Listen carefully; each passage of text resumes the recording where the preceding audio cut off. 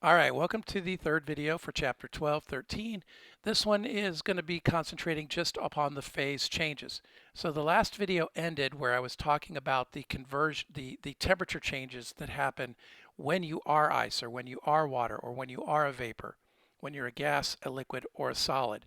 And that was MCAT. What I'm going to talk about now, because no temperature change is occurring during phase changes. So what is the energy change happening here? I need a different equation. I can't use MCAT because I don't know the delta T. Well, first, just as a reminder, we have names for these phase changes.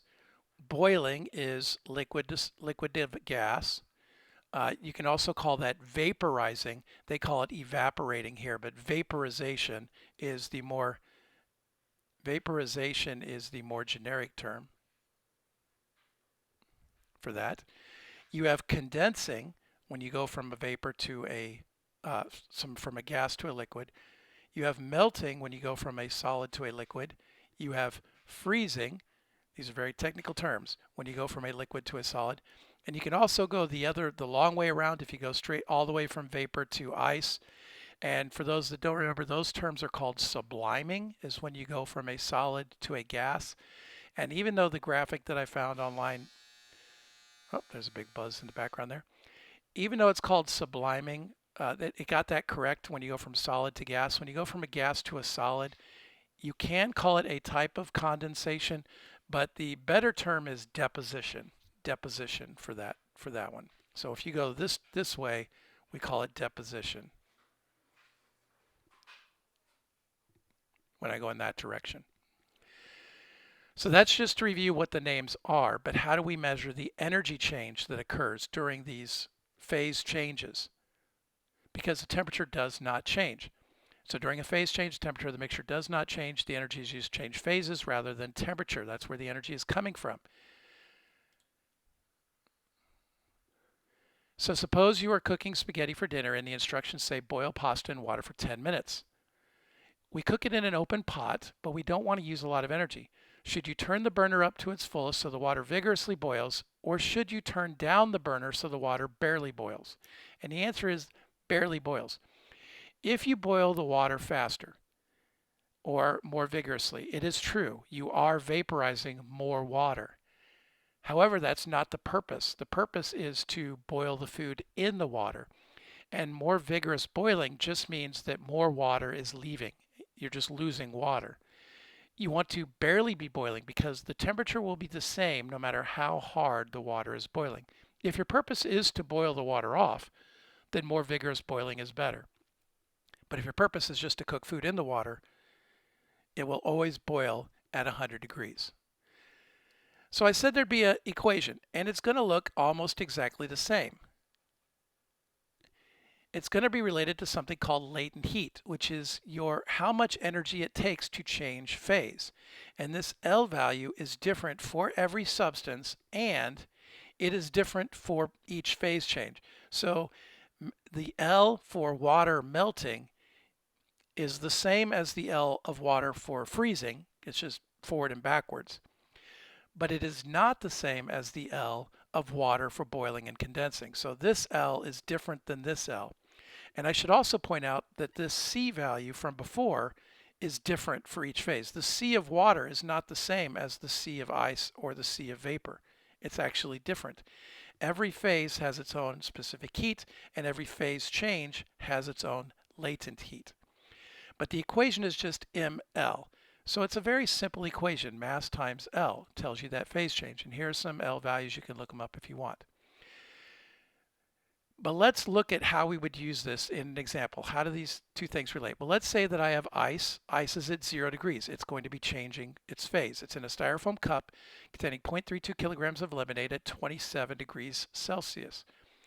The specific heat capacity of lemonade is virtually the same as that of water. After the ice and lemonade reach an equilibrium, not an equilibrium temperature, some of the ice still remains. Assume that mass of the cup is so small that it absorbs a negligible amount of heat. So what's happening here is that ice is melting, so that's mL. And notice that little F means it's the melting freezing one.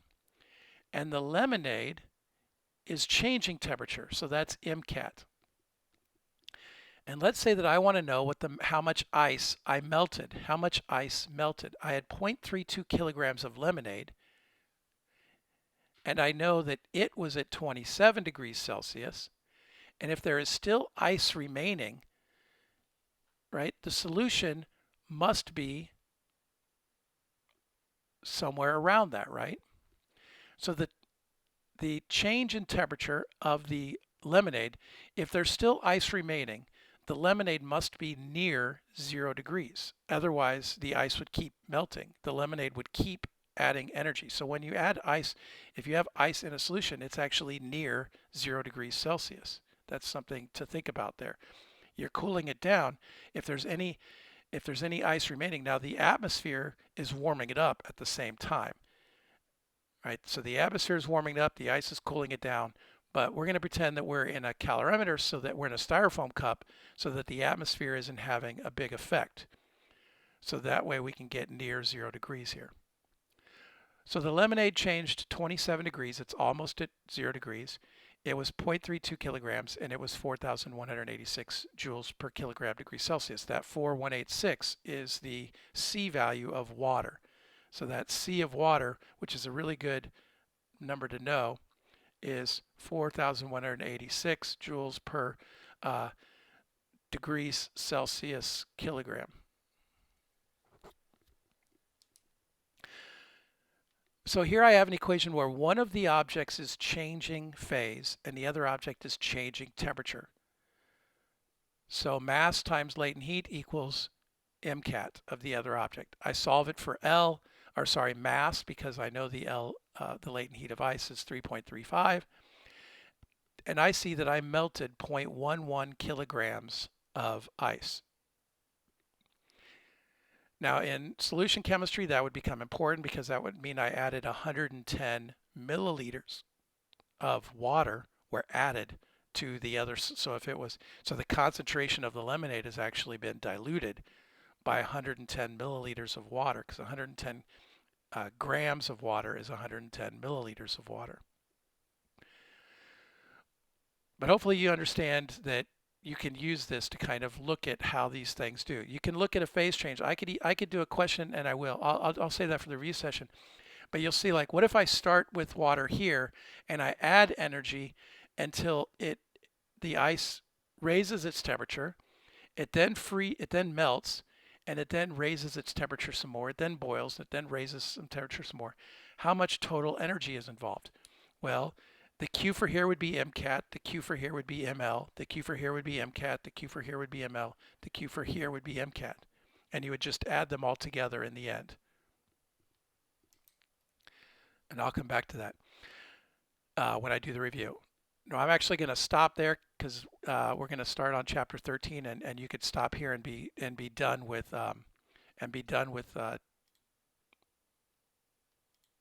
chapter 12 or 13. And we're done with chapter 12. We'll go to chapter 13 with the next video.